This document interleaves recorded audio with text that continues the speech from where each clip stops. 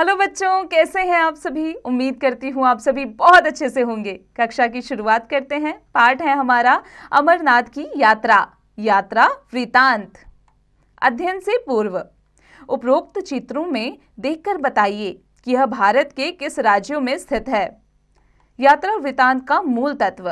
प्रस्तुत पाठ में यह बताया गया है कि लेखक के समान हमें न केवल तन की शुद्धि अपितु मन की शुद्धि के बारे में सोचना चाहिए। पिछले साल मैं जिस हादसे से होकर गुजरा था उसका स्मरण यानी याद आज भी मन में सिहरन पैदा कर देता है। यानी कि हमें उसकी याद को अभी भी जब मैं सोचता हूँ तो मुझे कपकपाहट होती है। वह पल मौत से सीधे साक्षात्कार का पल था। मुझे याद नहीं है कि बचपन में कभी घोड़े पर सवार हुआ था, लेकिन भाई लोगों ने मेरी हालत देखकर घोड़े पर चढ़ने के लिए मजबूर कर दिया। करीब 12,500 फीट की ऊंचाई थी। सामने बर्फ से ढकी शेषनाग झील में अपना मुंह झांकती ब्रह्मा, विष्णु, महेश जैसी 3 पर्वत चोटियां। पहले ही बता दिया गया था कि जैसे जैसे आप ऊपर जाएंगे ऑक्सीजन की कमी होती जाएगी और सांस लेने में तकलीफ बढ़ती जाएगी। लेकिन जब मन में उत्साह होता है तो ना ऑक्सीजन की भावी कमी का एहसास सताता है और ना डर लगता है। लेकिन जब शरीर की मशीन जवाब देने लगती है तो फिर परमात्मा याद आता है। मेरे साथ भी कुछ ऐसा ही हुआ था। महागुनस की चोटी और टट्टू की वह खतरनाक दौड़। शेषनाग झील की कुछ तस्वीरें पहले देख चुका था। नीली झील का पानी कुछ ऐसा कि उससे निकलने वाली गंगा भी खूबसूरत हो उठी है।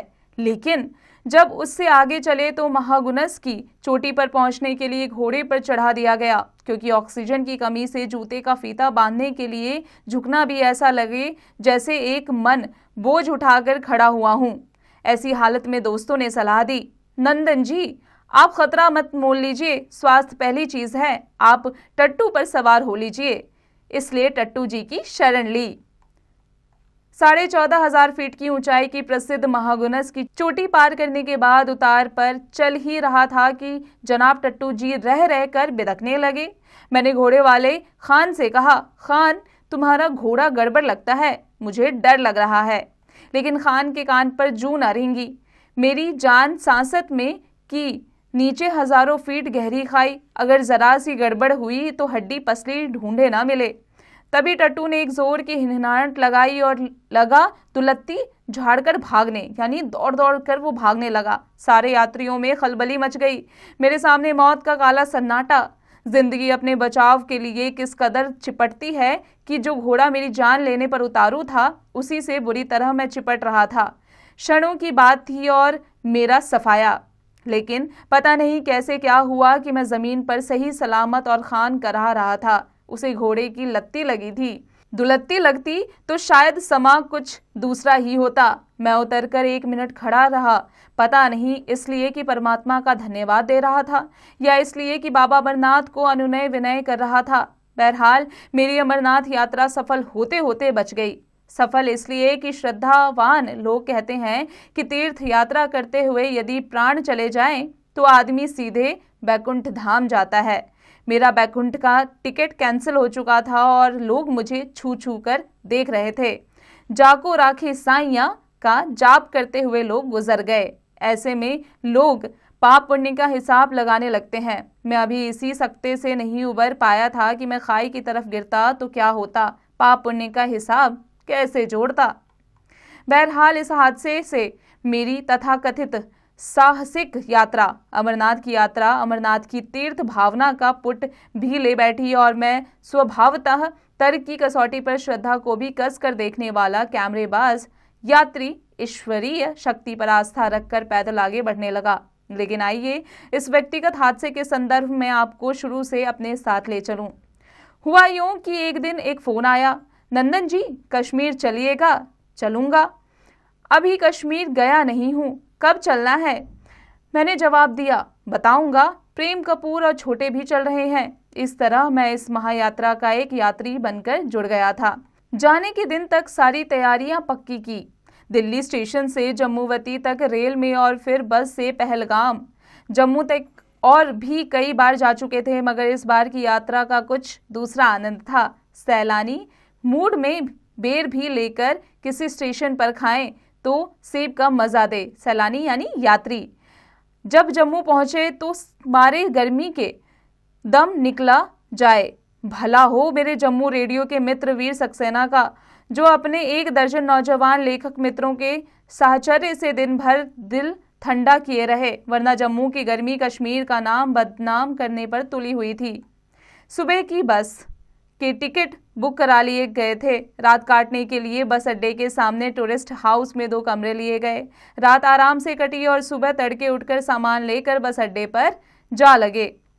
सामान लादा और ड्राइवर साहब पूरे जम्मू शहर का चक्कर लगाते हुए हमें पहलगाम की ओर लेकर चल दिए। जम्मू शहर की परिक्रमा का कारण तब पता चला जब ड्राइवर साहब की पत्नी उन्हें हाथ हिलाकर विदा करने अपने घर से बाहर आई। जम्मू के आगे छोटे बड़े टीले पहाड़ियों में बदलने लगे और दोपहर तक पहाड़ियां पहाड़ों की शक्ल में ढल गई।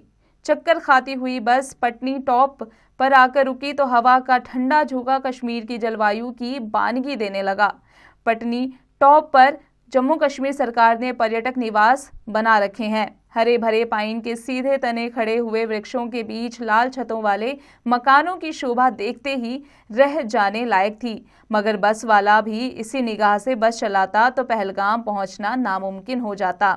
दोपहर का खाना पटनी टॉप से उतरकर कुर्द में खाया गया।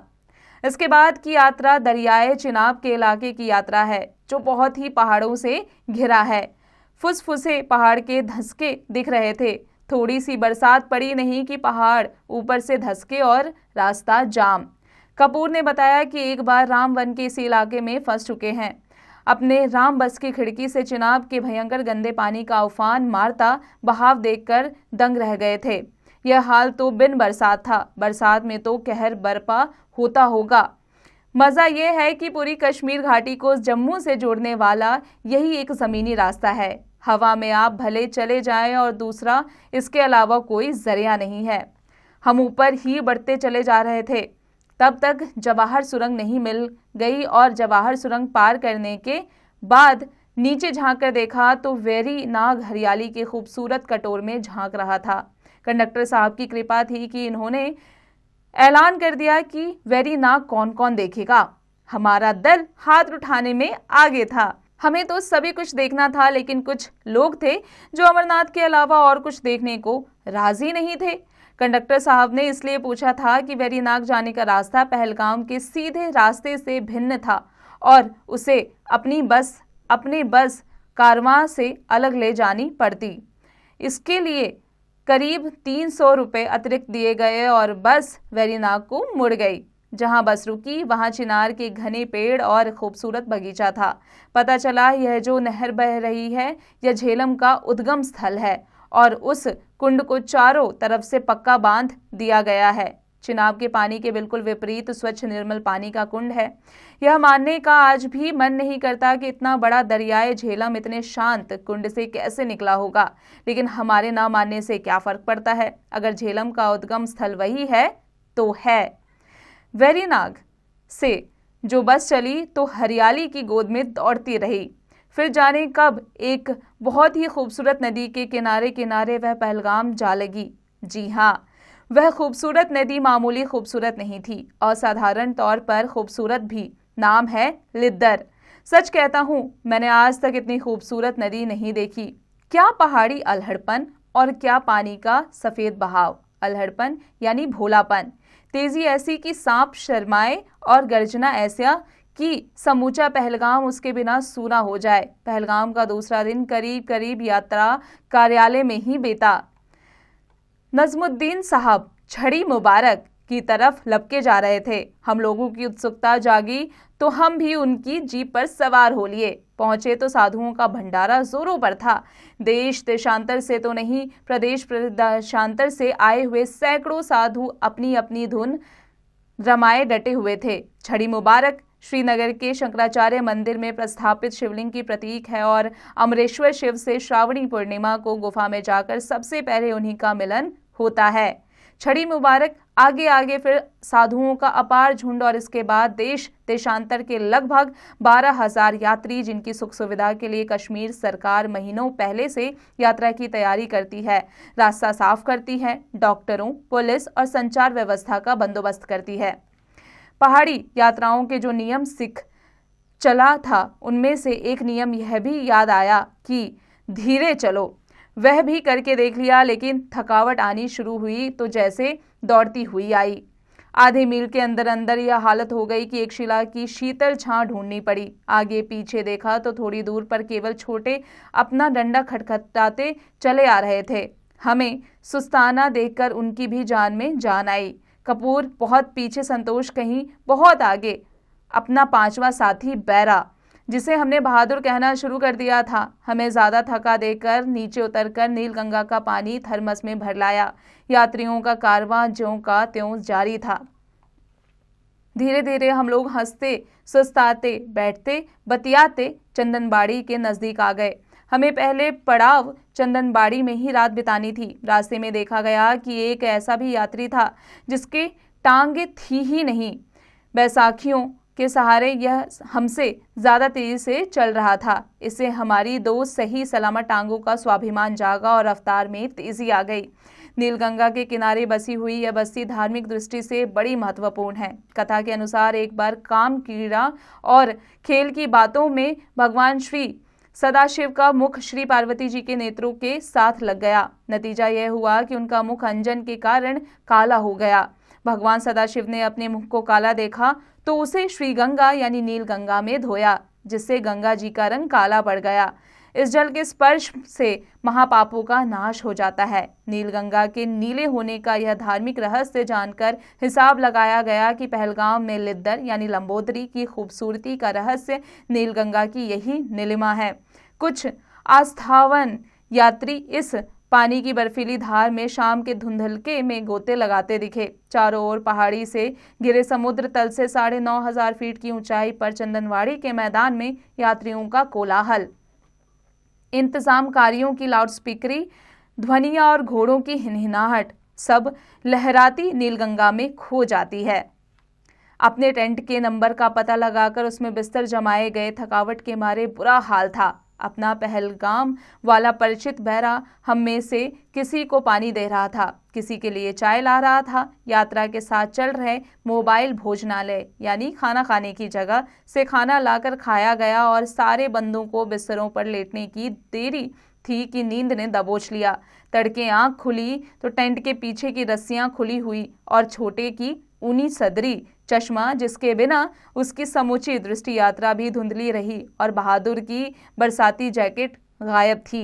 लाउडस्पीकर पर ऐलान हो रहा था कि यात्री मेहरबान से दरख्वास्त है कि वे जल्दी जल्दी चलने की तैयारी करें, आगे चढ़ाई बड़ी कठिन है।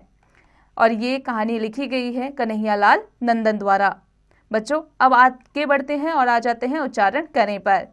गूंथ कर, तड़प तड़प कर, स्वीकार, विपत्तियां, तृप्त, आश्चर्यचकित, दुर्गति, आत्मत्याग। बच्चों आगे चलते हैं और आ जाते हैं अभ्यास कार्य पर।